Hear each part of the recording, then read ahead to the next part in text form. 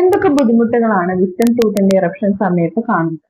പൊതുവെ മുകളിലുള്ള 2 wisdom tooth വരുന്ന സമയത്ത് സ്ലൈറ്റ് പെയിനും ഡിസ്കംഫർട്ടുമേ കാണാറുള്ളൂ. പക്ഷെ താഴെയുള്ള വിസ്റ്റം ടൂത്തിന്റെ ഇറപ്ഷൻ സമയത്ത്, താഴെ വരുന്ന 2 സൈഡിലായിട്ട് കാണുന്ന വിസ്റ്റം ടൂത്തിന്റെ ഇറപ്ഷന്റെ സമയത്ത് ആ വരുന്ന ഏരിയയിൽ ഒരു സ്വെല്ലിംഗ് ആയിട്ടാണ് തുടങ്ങുക.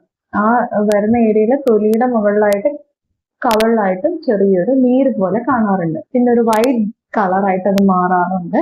ആ സമയത്ത് എന്താവും, പല്ല് പുറത്തേക്ക് വരാനുള്ള ടെൻഡൻസിയിൽ ആ ഭാഗം സ്വളനാവും, വീർത്ത് വരുന്ന ഒരവസ്ഥ ഉണ്ടാവും. അപ്പൊ മുകളിൽ വന്നിട്ടുള്ള പല്ല് ആ സ്വളനായിട്ടുള്ള ഭാഗത്ത് പോയി ഇടിക്കുകയും നിങ്ങൾക്ക് ചവയ്ക്കാൻ കഴിയാത്തൊരു കണ്ടീഷനാണ്. അപ്പൊ ഭക്ഷണം കഴിക്കാൻ കഴിയുന്നില്ല എന്ന് പറയും.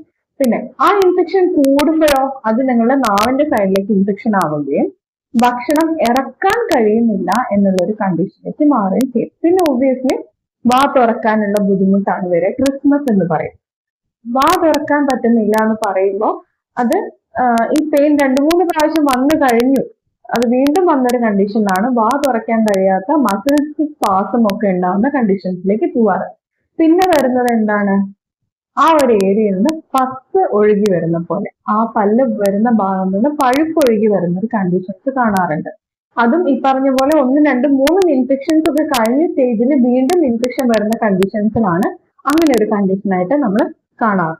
പിന്നെയുള്ളതാണ് നല്ല സ്വെല്ലിംഗ് ആയി വരിക, നീര് വെച്ചിട്ട് പുറത്തേക്ക് നന്നായിട്ട് തൂങ്ങി നിൽക്കുന്ന ഒരു കണ്ടീഷൻ. ആ കണ്ടീഷൻസും ഈ വിസ്റ്റം ടൂത്തിന്റെ ഇറപ്ഷനുമായിട്ട് ബന്ധപ്പെട്ട് കാണുന്നതാണ്. പിന്നെയുള്ളതാണ് എന്ത്, ഈ വിസ്റ്റം ടൂത്തിന്റെ ഒരു ഹെഡ് മാത്രം പുറത്തു വരുന്നു, ആ കണ്ടീഷനിൽ അത് ഒരു 1 ഇയർ ഒക്കെ അതേപോലെ തുടരുന്നു.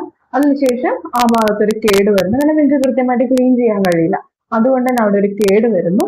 അതിനുശേഷം എന്താണ്, ആ കേട് കൂടുതലായി അതിന് ഇൻഫെക്ഷൻ ആയി വരുന്ന വേദന. ഇങ്ങനത്തെ കണ്ടീഷൻസിലൊക്കെ വിസ്റ്റം ടൂത്തിന്റെ ലെവൽ അറിയാൻ വേണ്ടിയിട്ട് നമ്മൾ ഒരു എക്സ്റേ